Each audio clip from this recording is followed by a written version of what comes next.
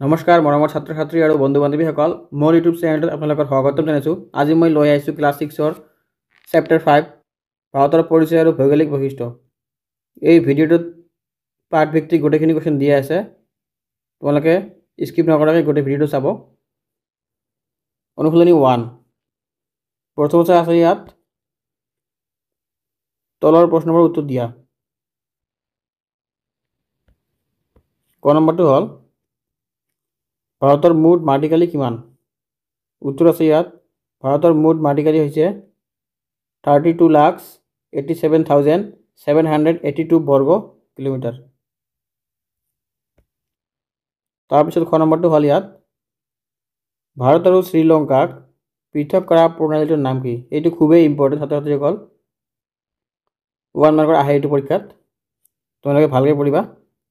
ভাৰত আৰু শ্ৰীলংকাক পৃথক কৰা প্ৰণালীটোৰ নাম হ'ল পাক প্ৰণালী। গ নম্বৰটো আছে ইয়াত ভাৰতবৰ্ষৰ মাজভাগত অৱস্থিত পৰ্বতখনৰ নাম কি? এইটো খুবেই ইম্পৰ্টেণ্ট, 1 মাৰ্কৰ আহিব পাৰে। উত্তৰ ভাৰতবৰ্ষৰ মাজভাগত অৱস্থিত পৰ্বতখনৰ নাম হৈছে বৃন্দা পৰ্বত। ঘ নম্বৰটো আছে ইয়াত উত্তৰ ভাৰত আৰু দক্ষিণ ভাৰতৰ সীমা কি? উত্তৰ হ'ল বৃন্দা পৰ্বতক উত্তৰ ভাৰত আৰু দক্ষিণ ভাৰতৰ সীমা বুলি ধৰা হয়। এইটোও খুবেই ইম্পৰ্টেণ্ট, 1 মাৰ্কৰ আহি থাকে।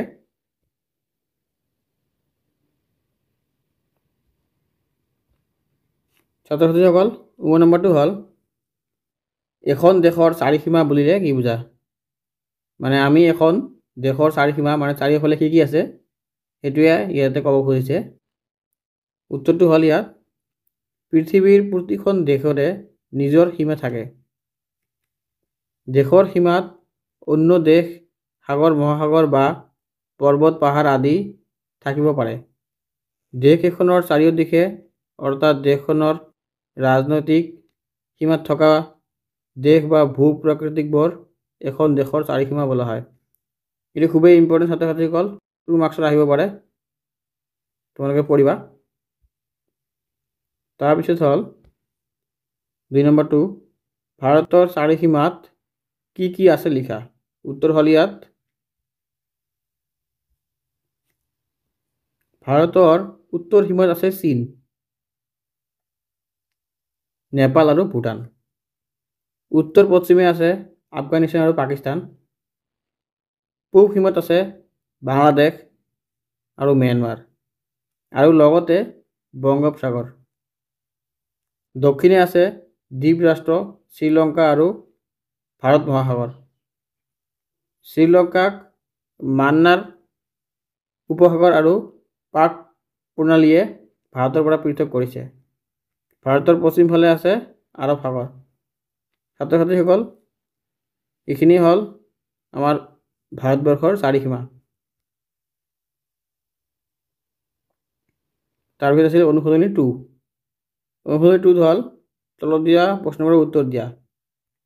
ক নম্বৰ ভাৰতৰ সীমাৰ প্ৰাচীৰ কি? উত্তৰ হিমালয় পৰ্বতক ভাৰতৰ সীমাৰ প্ৰাচীৰ বুলি কোৱা হয়।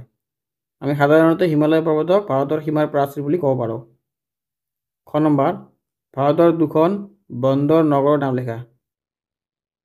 বন্দৰ নগৰ বুলি ক'লে য'ত মানে আমি জাহাজত যেনেকুৱা প্লেন থ'বৰ কাৰণে এয়াৰপৰ্ট হয়, এনেকুৱা য'ত জাহাজবিলাক আহি কিনে মাল আনলোড লোড কৰে সেইটোক আমি বন্দৰ বুলি কওঁ বা ইংৰাজীত পৰ্ট বুলি কওঁ। উত্তৰ ভাৰতৰ 2খন বন্দৰ নগৰৰ নাম হ'ল মুম্বাই আৰু চেন্নাই। তাৰপিছত গ নম্বৰটো হ'ল ভাৰতৰ উপকূলীয় অঞ্চলত বাস কৰা লোকসকলৰ প্ৰধান বৃত্তি কি? উত্তৰ আছে ইয়াত ভাৰতৰ উপকূলীয় অঞ্চলত বাস কৰা লোকসকলৰ প্ৰধান বৃত্তি মৎস্য উৎস মানে মাছ ধৰা।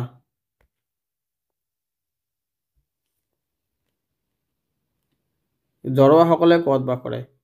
এইটো খুবেই ইম্পৰ্টেণ্ট, 1 মাৰ্কছত আহি থাকে এইটো। উত্তৰ হ'ল জড়োৱাসকলে আন্দামান নিকোবৰ দ্বীপপুঞ্জত দক্ষিণ অংশত বাস কৰে।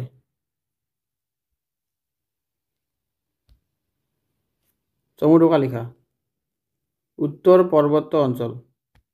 চমুকৈ খুবই ইম্পৰ্টেণ্ট, 2 মাৰ্কছৰ কাৰণে আহিয়ে থাকে।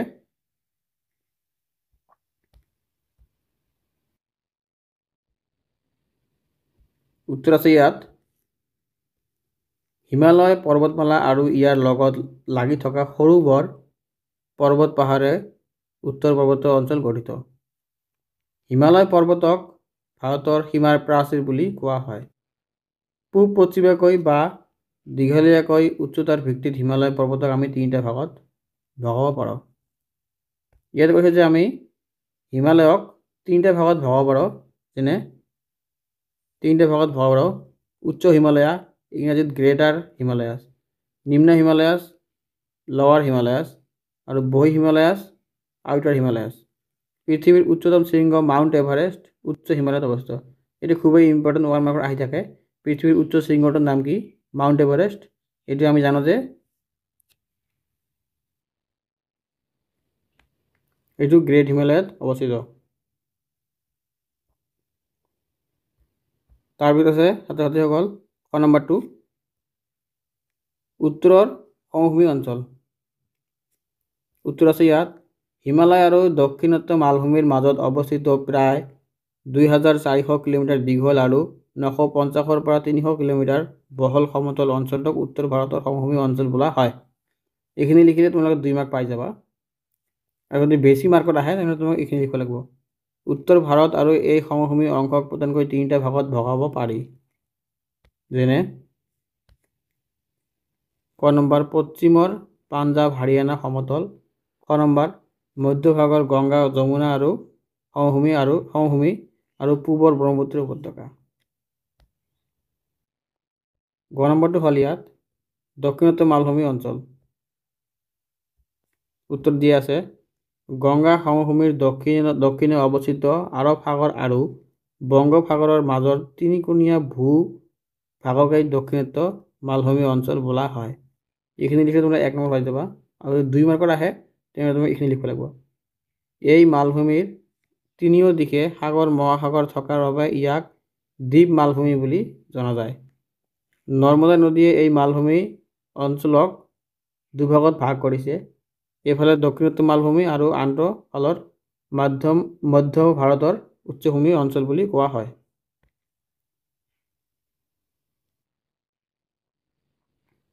তাৰপিছত ছাত্ৰ ছাত্ৰীসকল ঘ নম্বৰটো আহিল ইয়াত উপকূলীয় নিম্নভূমি অঞ্চল। উত্তৰ আছে ইয়াত ভাৰতৰ এক বৃহৎ অঞ্চল সাগৰ মহাসাগৰে আগুৰি আছে। দেশখনৰ উপকূলীয় নিম্নভূমি অঞ্চলটোৰ পূব দিশত আছে বংগোপসাগৰ, পশ্চিমে আছে পশ্চিম ঘাট পৰ্বতৰ গাতে লাগি আছে আৰৱ সাগৰ। দেশখনৰ দক্ষিণ দিশে আছে ভাৰত মহাসাগৰ। সাগৰ মহাসাগৰৰ চুই থকা দেশ এই উপকূল অঞ্চলটো যথেষ্ট দীঘল। তাৰপিছত বন্ধু বান্ধৱীসকল ইয়াত আছে 1 নম্বৰ তলত দিয়া ভাৰতৰ মানচিত্ৰত নিম্নত ঠাইবোৰ চিনাক্ত কৰা আৰু যথাস্থান সংকেতিক চিহ্ন প্ৰয়োগ কৰিবা। 1 নম্বৰ আছে ভাৰতৰ চাৰিসীমাত থকা ৰাষ্ট্ৰবোৰ। ছাত্ৰ ছাত্ৰীসকল এই মেপটো চাই লোৱা। এই ভাৰতৰ চাৰিসীমাত থকা ৰাষ্ট্ৰবোৰ মই ইয়াত দেখাই আছে। আমাৰ মানে আশপাশে কোন কোন ৰাষ্ট্ৰ আছে। হিমালয় পৰ্বত, খ নম্বৰ হিমালয় পৰ্বত, গ নম্বৰ 3খন মুখ্য নদী, ঘ নম্বৰ পশ্চিম দিশত অৱস্থিত 2টা বন্দৰ, গ নম্বৰ মৰুভূমি অঞ্চলৰ এখন নগৰ, 6 নম্বৰ লাক্ষাদ্বীপ আৰু আন্দামান নিকোবৰ দ্বীপপুঞ্জ। তাৰপিছত ছাত্ৰ ছাত্ৰীসকল 2 নম্বৰটো আছে ইয়াত সিভিটিৰ মানচিত্ৰখনলৈ চাই ভাৰতৰ কেইখনমান ৰাজ্য সীমা বিদেশী ৰাষ্ট্ৰৰ সৈতে যুক্ত হৈ আছে এইটো লিখা। ছাত্ৰ ছাত্ৰীসকল এইটো খুবেই ইম্পৰ্টেণ্ট কোৱেশ্চন। তোমালোকে যদি কিবা কম্পিটিটিভ এক্সাম দিয়া এইটো খুবেই ইম্পৰ্টেণ্ট হয়। ইয়াৰ পৰা 1 মাৰ্কৰ নহ'লে 2 মাৰ্কৰ আহিয়ে থাকে যিকোনো এক্সামতে। মানে আমাৰ ভাৰতে কোন কোন ৰাষ্ট্ৰৰ লগত সীমা শ্বেয়াৰ কৰে সেইটো কৈছে। ছাত্ৰ ছাত্ৰীসকল ইয়াত তলত দিয়া আছে। এইবিলাক হ'ল ৰাজ্যৰ নাম আৰু এইবিলাক হ'ল বিদেশী ৰাষ্ট্ৰ। মানে ভাৰতৰ ৰাজ্য কেইখন কোন ৰাজ্যে কোন ৰাষ্ট্ৰৰ লগত সীমা শ্বেয়াৰ কৰে ইয়াতে দি দিছোঁ মই। তোমালোকে ভালকৈ চাই ল'বা তেনেহ'লে পিছত আৰু পঢ়িব নালাগিব।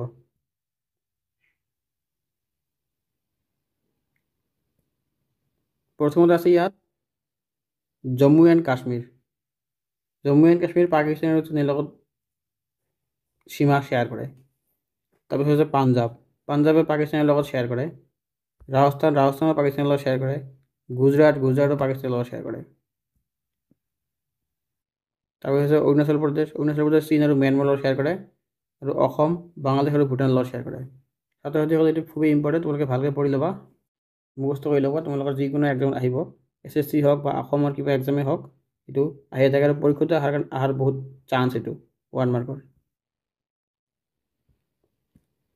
তাৰপিছত হ'ল 3 নম্বৰ,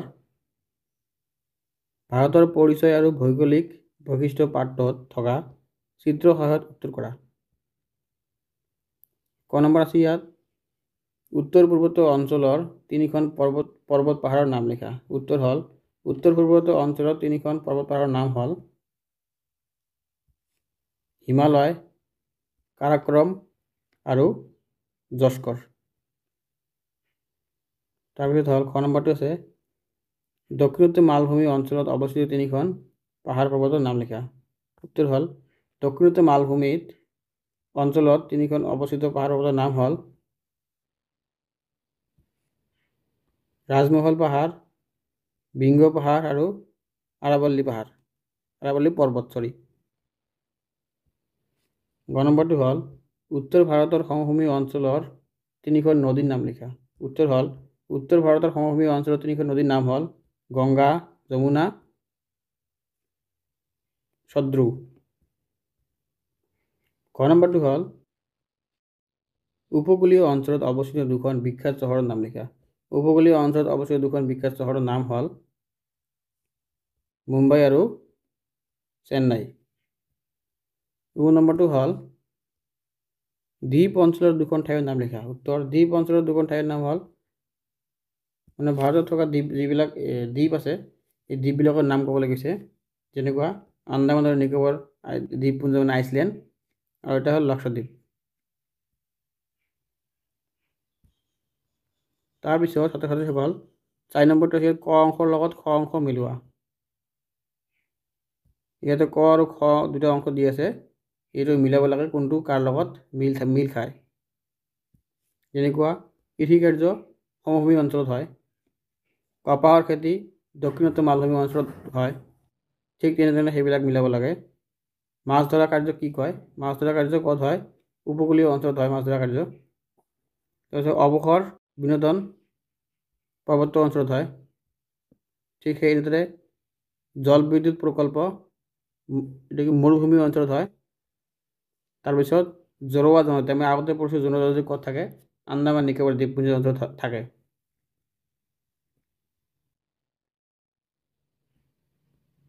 তাৰপিছত আহিল ছাত্ৰ-ছাত্ৰীসকল 5 নম্বৰটো হ'ল, তলত খেলি মেলিকৈ দিয়া শব্দবোৰ সজাই লিখিলে প্ৰতিটো শব্দই ব্ৰহ্মপুত্ৰৰ একোখন উপনৈৰ নাম সূচাব।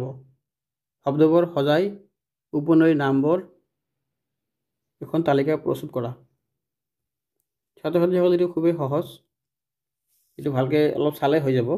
মানে ইয়াত কিছুমান শব্দ দিয়া আছে, এইবোৰ ওলোটা পাল্টা কৰি দিয়া আছে। যেনেকুৱা মধ্যাহ্নটো এইটো পিছত থাকিব পাৰে, কটো আগত থাকিব পাৰে, আৰু মধ্যাহ্ন খটো আগত থাকিব পাৰে, দন্ত্য খটো আগত থাকিব পাৰে। এই কথানে গোটেইখিনি দিয়া আছে ইয়াত, এইটো সঠিক কৰি মিলাব লাগে খালি। যেনেকৈ আছে ইয়াত নাহমা, কি আছে মানাহ, যেমন এই মাটো আগত আহিল, হটো পিছত গ'ল, আৰু দন্ত্য আকাৰটো মাজত আহিল। ঠিক তেনেদৰে তোমালোকে এইবিলাকো বাছি ল'বা, মই নকওঁ গোটেইখিনি, ভিডিঅ'টো লম্বা হৈ যাব। এটা আছে ধনশিৰি, এই ধনটো আগত আহিল, চিৰিটো মাজত গ'ল, দন্ত্যটো ইয়াত আহিল, আৰু পেটকেইটা চিৰিটো পিছফালে গ'ল। ঠিক তেনেদৰে গোটেইখিনি চাই ল'বা। এইটো হ'ব পাগলা দিয়া, এইটো সংকোচ, আৰু এইবিলাক ব্ৰহ্মপুত্ৰৰ যিবিলাক উপনৈ আছে সেইবিলাকৰ নাম হ'ব। তাৰপিছত আছে ইয়াত দিবাং, সোৱণশিৰি, দিৰিকা আৰু কলং। তাৰপিছত দিহিং, কপিলী, কৃষ্ণাই আৰু বুঢ়ী দিহিং। তাৰপিছত ছাত্ৰ-ছাত্ৰীসকল দি আছে 6 নম্বৰটো, তোমালোকৰ নিজ নিজ অঞ্চলত পোৱা বনজ সম্পদ আৰু খনিজ সম্পদ কেইবিধমানৰ তালিকা প্ৰস্তুত কৰা। এইটো খুবেই সহজ কোৱেশ্চন ছাত্ৰ ছাত্ৰীসকল। এইটো আৰু বেলেগ ধৰণৰ আহিব পাৰে। বনজ সম্পদ আৰু খনিজ সম্পদৰ মাজত পাৰ্থক্য কি লিখা। আমি ইয়াত জানো যে বনজ সম্পদবিলাক কি আৰু খনিজ সম্পদবিলাক কি। বনজ সম্পদ যেনেকৈ আছে বাঁহ আৰু খনিজ সম্পদ হ'ল কয়লা। ঠিক তেনেদৰে বনজ সম্পদ হ'ল চন্দন গছ আৰু খনিজ সম্পদ হ'ল তেল। বনজ সম্পদ হ'ল শাল গছ আৰু খনিজ সম্পদ হ'ল প্ৰাকৃতিক গেছ। বনজ সম্পদ হ'ল গামাৰি গছ আৰু খনিজ সম্পদ হ'ল ডলমাটাই। বনজ সম্পদ হ'ল মৌমাখি আৰু মধু। খনিজ সম্পদ হ'ল কলচি নাৰ। তাৰপিছত 7 নম্বৰটো দি আছে ইয়াত, তলত দিয়া মানচিত্ৰখনৰ পৰা ব্ৰহ্মপুত্ৰৰ উপত্যকা আৰু দক্ষিণ পাৰৰ উপনৈসমূহ চিনাক্ত কৰি কোৱা। ব্ৰহ্মপুত্ৰৰ উপত্যকাত থকা ইয়াতে কৈছে যে ছাত্ৰ ছাত্ৰীসকল ব্ৰহ্মপুত্ৰৰ উত্তৰ পাৰৰ আৰু দক্ষিণ পাৰৰ উপনৈ চিনাক্ত কৰে। মানে ব্ৰহ্মপুত্ৰৰ উত্তৰ পাৰত কেইখন উপনৈ আছে নাম লিখিব লাগে আৰু ব্ৰহ্মপুত্ৰৰ দক্ষিণ পাৰত কি উপনৈ আছে সেইটোৰ নাম লিখিব পাৰে। ছাত্ৰ ছাত্ৰীসকল ইয়াতে দিয়া আছে, প্ৰথমটো হ'ল উত্তৰ পাৰৰ উপনৈসমূহ আৰু দ্বিতীয়টো হ'ল দক্ষিণ পাৰৰ উপনৈসমূহ। উত্তৰ পাৰৰ উপনৈসমূহ দিয়া আছে সোণশিৰি আৰু দক্ষিণ পাৰৰ হ'ল বৰদৈচিলা। উত্তৰ পাৰৰ আছে বিলাহী আৰু দক্ষিণ পাৰৰ আছে দিখৌ। উত্তৰ পাৰৰ আছে দুধনৈ, দক্ষিণ পাৰৰ আছে দিহিং। এইবিলাক গোটেইখিনি ব্ৰহ্মপুত্ৰৰ উপনৈ আৰু এইবিলাকৰ উত্তৰ পাৰত কি আছে দক্ষিণ পাৰত কি আছে সেইটো ক'বলৈ গৈছে। উত্তৰ পাৰত আছে ইয়াত ৰঙামাটি আৰু দক্ষিণ পাৰত আছে কপিলি। তাৰপিছত উত্তৰ পাৰত আছে ইয়াত ধনশিৰি আৰু দক্ষিণ পাৰত আছে ইয়াত কৃষ্ণাই।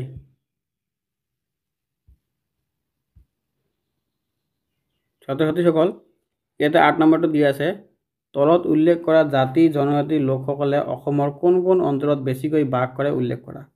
ছাত্ৰ ছাত্ৰীসকল দুজনকৈ গোটত ভাগ হৈ শিক্ষকৰ তত্ত্বাৱধানত তালিকা পূৰণ কৰা। ইয়াতে কৈছে যে আমাৰ অসমত বাস কৰা যিবিলাক জনজাতি আছে যেনেকুৱা মৰাণ, বড়ো, বাঙালী, কাৰ্বি, আহোম এইবিলাকে ক'ত ক'ত বাস কৰে সেইটোৱে ইয়াতে সজাই লিখিব কৈছে।